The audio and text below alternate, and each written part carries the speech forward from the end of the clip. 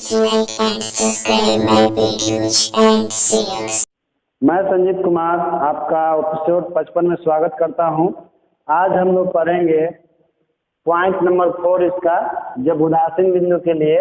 जैसे देखिए, जब वर्ग के चारों शीर्षों पर बराबर परिमाण के क्यू आवेश स्थित होते हैं, धन आवेश, तो वर्ग के विकर्णों के कटान बिंदु पर उदासीन बिंदु होता है। कहने का मतलब है कि वर्ग के विकर्णों के कटान बिंदु पर यहाँ पर हम लोग किसी परीक्षण आवेश को लाएंगे तो इस पर लगने वाला बल का मान शून्य होगा। या जब बराबर परिमाण के चार ऋण आवेश किसी वर्ग के चारों शीर्षों पर स्थित होते हैं तो इसके विकर्णों के कटान बिंदु पर किसी परीक्षण आवेश को लाते हैं तो इस पर लगने वाला बल का मान शून्य होता है। तो डायग्राम बना लीजिए और इसके बारे में लिखिए। जब बराबर परिमाण के चार धन आवेश या चार ऋण आवेश किसी वर्ग के चारों कोनों पर स्थित हो तो वर्ग के चारों भुजाओं के ठीक मध्य बिंदु पर तथा वर्गों के विकर्णों के कटान बिंदु पर उदासीन बिंदु प्राप्त होता है। हो गया। देखिए, वर्ग के भुजाओं के चारों भुजा के मध्य बिंदु पर प्राप्त होता है उदासीन बिंदु, और इसके विकर्णों के कटान बिंदु प्राप्त होता है। कारण है कि हम लोगों ने पढ़ा था कि जब दो आवेश एक दूसरे से कुछ दूरी पर स्थित हो और दोनों आवेश का यदि परिमाण समान हो तो दोनों आवेशों को मिलाने वाली रेखा के ठीक मिडिल पॉइंट पर एक ऐसा बिंदु होता है जहाँ पर किसी आवेश को ले जाने पर उस पर लगने वाला बल का मान शून्य होता है। तो इसके अनुसार इन दोनों के मध्य बिंदु यानी कि मध्य भुजा पर, भुजा के मध्य बिंदु पर यहाँ भी हो जाएगा, यहाँ भी हो जाएगा, और एक वर्गों के विकर्णों के कटान बिंदु पर भी उदासीन बिंदु प्राप्त होगा। इसी तरह से ऋण आवेश में भी हो जाएगा। चलिए, इसके बाद पॉइंट नंबर ई लिखा जाए। पॉइंट नंबर ई का चित्र बना लीजिएगा और उसके बाद लिखिए, जब बराबर परिमाण के एक धन आवेश और एक ऋण आवेश एक दूसरे से कुछ दूरी पर स्थित हो तो धनावेश की ओर उसी रेखा पर किसी बाहरी बिंदु पर विद्युत क्षेत्र शून्य होगा। धनावेश की ओर उसी रेखा पर किसी बाहरी बिंदु पर विद्युत क्षेत्र का मान शून्य होगा। जैसे देखिए, ये धन आवेश है और यह एक ऋण आवेश। जो भी धन आवेश से विद्युत क्षेत्र रेखा उत्पन्न होती है वो ऋण आवेश पर समाप्त हो जाती है। और इधर से भी देखिए, ये विद्युत क्षेत्र रेखा जो है ऊपर से घूम करके ऐसे आती है बहुत दूर से, लेकिन उसको हम बना नहीं सकते हैं। ये भी इधर से घूम करके आती है, ऋण आवेश पर समाप्त होती है। और यह विद्युत क्षेत्र रेखा इधर जाती है और बहुत दूर से आती है। इस तरह से हम लोग इसको बना देते हैं। तो इधर तो विद्युत क्षेत्र रेखा शून्य हो नहीं सकता है क्योंकि इधर से विद्युत क्षेत्र रेखाएं आ रही है, क्योंकि वहीं पर विद्युत क्षेत्र शून्य हो सकता है जहाँ दो विद्युत क्षेत्र रेखा एक दूसरे के विपरीत दिशा में हो। दोनों आवेशों को मिलाने वाली जो रेखा है इसके किसी भी पॉइंट पर विद्युत क्षेत्र का मान शून्य नहीं हो सकता है। इसका कारण है कि धन आवेश से उत्पन्न विद्युत क्षेत्र रेखा ऋण आवेश पर समाप्त होती है, तो इस लाइन पर तो कहीं शून्य हो नहीं सकता है। इधर भी कहीं विद्युत क्षेत्र शून्य नहीं हो सकता है क्योंकि यहाँ इस पर कहीं समाप्त होने के लिए विद्युत क्षेत्र रेखाएं आ रही होगी। धन आवेश से उत्पन्न विद्युत क्षेत्र रेखा यहाँ से बाहर की दिशा में जा रही है, लेकिन ऋण आवेश पर विद्युत क्षेत्र जो है कहीं से आ रहा होगा। कहीं पर कोई धन आवेश है जहाँ से विद्युत क्षेत्र रेखाएं जो है ऋण आवेश की ओर आ रहा होगा और ये धन आवेश उत्पन्न होकर किधर की ओर जा रहा है। तो ये विद्युत क्षेत्र रेखा कहीं न कहीं एक दूसरे को रास्ते में कहीं न कहीं एक दूसरे से मिलेंगे, जो एक दूसरे को प्रतिकर्षित करेगा, क्योंकि वही विद्युत क्षेत्र शून्य होता है जहाँ पर दो विद्युत क्षेत्र एक दूसरे की विपरीत दिशा में होते हैं। तो इधर तो शून्य हो नहीं सकता है, बीच में भी शून्य हो नहीं सकता है। इधर शून्य होने की संभावना है क्योंकि इधर से उत्पन्न विद्युत क्षेत्र रेखा जा रही है और ऋण आवेश पर विद्युत क्षेत्र रेखा समाप्त होने के लिए अनंत से कहीं से आ रही होगी। तो दोनों का बीच में कहीं ना कहीं मुलाकात होगा और उसी मुलाकात में कहीं ना कहीं दोनों का परिमाण बराबर होगा और उसी पॉइंट पर दोनों का परिणाम शून्य होगा। यानी कि एक धन आवेश और एक ऋण आवेश हो तो धन आवेश की ओर बाहरी बिंदु पर किसी बिंदु पर विद्युत क्षेत्र का मान शून्य होता है। इसका प्रयोग हम लोग न्यूमेरिकल बनाने में करते हैं, जो कि थ्योरी खत्म होने के बाद बनाएंगे। अब देख लीजिए, मान लीजिए कि कोई एक ऋण आवेश हो और एक कोई धन आवेश हो और दोनों का परिमाण बराबर नहीं हो, यानी कि मान के चलिए कि कोई +5 कूलम है, कोई -2 कूलम है। तो उस स्थिति में धन आवेश उत्पन्न विद्युत क्षेत्र रेखा ऋण आवेश पर समाप्त होती है, इसलिए धन आवेश और ऋण आवेश के बीच में कोई विद्युत क्षेत्र शून्य हो नहीं सकता है। ऋण आवेश पर विद्युत क्षेत्र रेखा अगर समाप्त होती है इधर से, तो क्योंकि यहाँ से उत्पन्न विद्युत क्षेत्र रेखा यहीं पर समाप्त होती है, इसके आगे नहीं जाती है, और इधर से विद्युत क्षेत्र रेखा इस पर आ रही होगी, तो इधर तो कहीं विद्युत क्षेत्र शून्य हो नहीं सकता है। धन आवेश उत्पन्न विद्युत क्षेत्र रेखा इधर से जा रही है और इधर से कोई विद्युत क्षेत्र रेखा आ रही होगी, तो दोनों एक दूसरे को प्रतिकर्षित करेंगे और प्रतिकर्षण के कारण दोनों का वहाँ पर परिमाण बराबर होगा और उसी पॉइंट पर परिणामी विद्युत क्षेत्र का मान शून्य होगा। इस थ्योरी का एक प्रयोग हम न्यूमेरिकल बनाने में करते हैं। इसके बाद लिखिए एक नोट नहीं, पहले लिख लीजिए इसके बारे में, एफ नंबर के बारे में। जब असमान परिमाण के एक धनावेश प्लस Q1 और एक ऋणावेश माइनस Q2 एक दूसरे से कुछ दूरी पर स्थित हो, तो धनावेश के ओर उसी रेखा पर किसी बाहरी बिंदु पर उदासीन बिंदु n प्राप्त होगा जहां विद्युत क्षेत्र शून्य होगा। डायग्राम आप बना चुके हैं। चलिए इसके बाद नोट लिखिए। नोट क्या है? नोट नंबर 1 लिख लीजिए। किसी बिंदु आवेश के कारण किसी बिंदु पर विद्युत क्षेत्र की तीव्रता E बराबर 1/4πε0 Q/r² होता है। जैसे समझ लीजिए, जैसे मान लीजिए कि यह कोई बिंदु आवेश है और इससे r दूरी पर कोई बिंदु P है, तो हम जानते हैं कि किसी बिंदु आवेश से r दूरी पर कोई बिंदु P हो तो वहाँ पर विद्युत क्षेत्र का मान होता है आपका E बराबर 1/4πε0 और Q/r² होता है। इसके बाद नोट 2 लिखिए। बिंदु आवेश के कारण विद्युत क्षेत्र की तीव्रता E तथा दूरी स्मॉल r के बीच ग्राफ चित्रानुसार प्राप्त होता है। देखिए, हम लोग जानते हैं कि आवेश से दूर जाने पर विद्युत क्षेत्र का मान घटता है, तो इसमें इसका डायग्राम बना लीजिए। इस पर हम लोग दूरी को रिप्रेजेंट कर देते हैं और इस पर विद्युत क्षेत्र को रिप्रेजेंट कर देते हैं। हम लोग जानते हैं कि जैसे जैसे दूरी का मान बढ़ता है विद्युत क्षेत्र का मान घटते जाता है, यानी कि E समानुपाती 1/r²। एक इसका दूसरा ग्राफ बना लीजिएगा। इसका दूसरा ग्राफ होता है इस तरह से।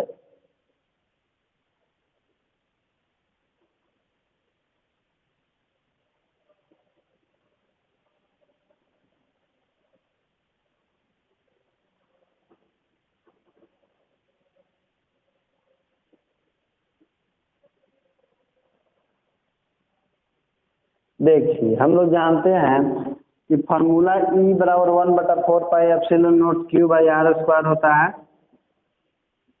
4πε0 Q/r² होता है, यानी कि जैसे जैसे आवेश से हम लोग दूर जाएंगे विद्युत क्षेत्र का मान घटते जाता है और एक ऐसा दूरी आता है जहाँ पर विद्युत क्षेत्र का मान शून्य होता है। और वो कहाँ पर होता है? तो अनंत पर होता है।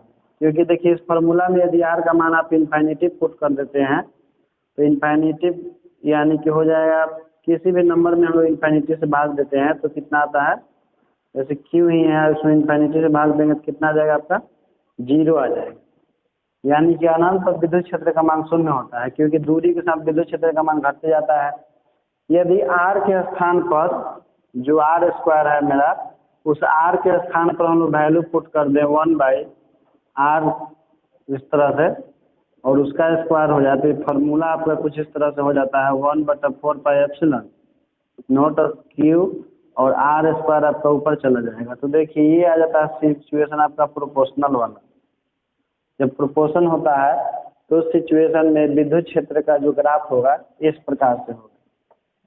तो दोनों ग्राफ बना लीजिएगा। इसका एक और हम लोग ग्राफ चाहे तो बना सकते हैं आवेश के टर्म में।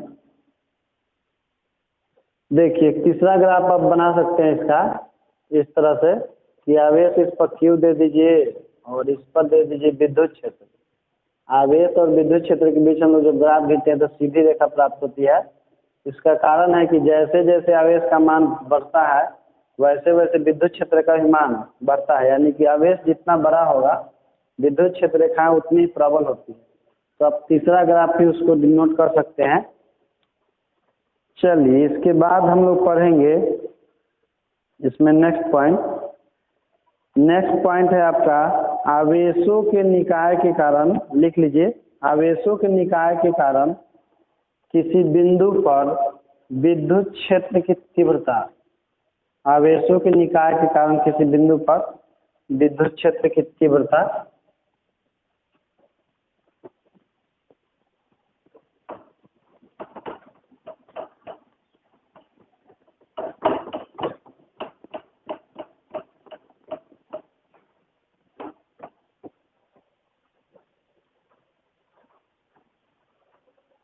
लिखिए, माना कि किसी बिंदु P पर कोई परीक्षण आवेश स्मॉल q स्थित है जिससे R1, R2, R3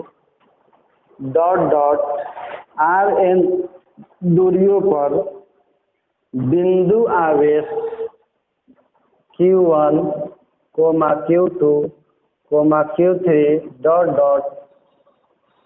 Qn स्थित है। जिन आवेशों के कारण उत्पन्न विद्युत क्षेत्र की तीव्रता क्रमशः E1, vector E2, vector E3, vector En है। तो चलिए इसका डायग्राम बनाते हैं।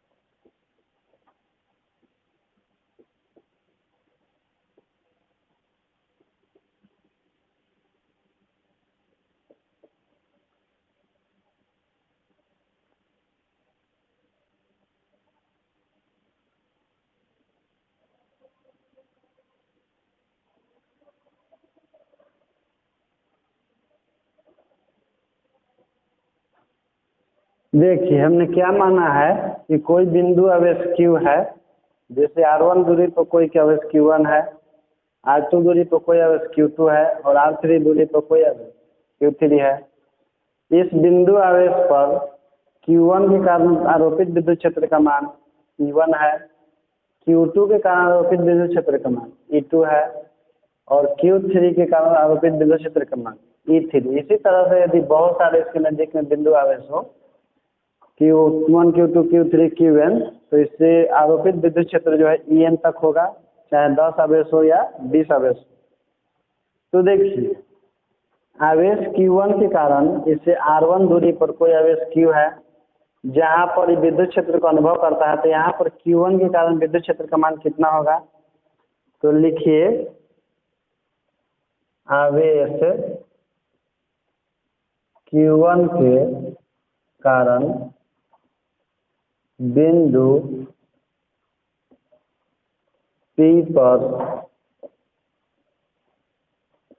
विद्युत क्षेत्र की तीव्रता, विद्युत क्षेत्र की तीव्रता E1 बराबर 1/4 pi epsilon not Q1 by R1 का स्क्वायर R1 कैप। इसी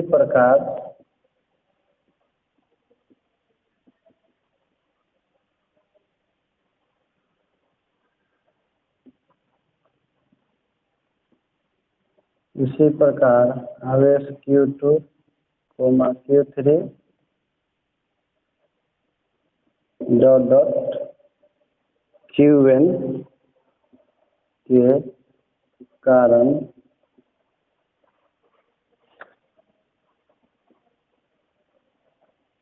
आवेश Q के बिंदु P पर विद्युत क्षेत्र, यदि इसमें बिंदु P नहीं है तो इसका नाम दे दीजिएगा बिंदु P।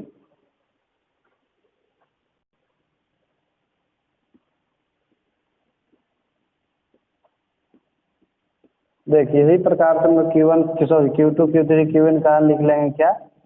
E2 बराबर 1/4 pi epsilon not Q2 by R2 का होल स्क्वायर R2 का। Q3 is equal to 1/4 pi epsilon naught Q3 और बाई R3 का होल स्क्वायर और यह हो जाएगा R3 का। इसी तरह से हम लिख लेंगे, इधर लिखते हैं Pn बराबर 1/4 pi epsilon not Q1 Qn और बाई Rn का होल स्क्वायर और Rn कैप। इसलिए बिंदु P पर कुल विद्युत क्षेत्र की तीव्रता वेक्टर E बराबर vector E1 plus vector E2 plus vector E3 plus dot vector E। देखिए सभी में एक बात कॉमन है, 1/4 पाई एप्सिलॉन नॉट कॉमन है, तो सब में हम लोग क्या करते हैं कि इसमें 1/4 पाई एप्सिलॉन नॉट कॉमन ले लेते हैं, तो क्या हो जाएगा 1/4 पाई एप्सिलॉन नॉट।